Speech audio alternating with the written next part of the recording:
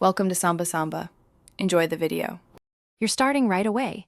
Enable System Do Not Disturb or Focus, then launch the game.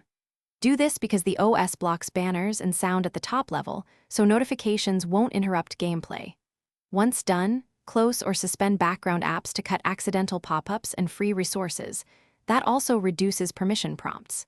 Finally, disable notification previews and banners in your key apps settings so silent alerts don't flash on screen. These steps stop most interruptions immediately and prepare you for app-specific lockdowns. Once the system is quiet, dive into app-level controls. Turn off in-game overlays and mute voice chat if you don't need it, because overlays can render system banners visible over the game. Then change notification priority for non-essential apps to alarms only or none. That prevents persistent badges and vibrations.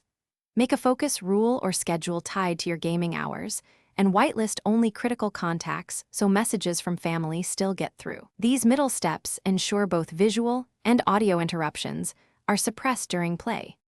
Now finalize and verify.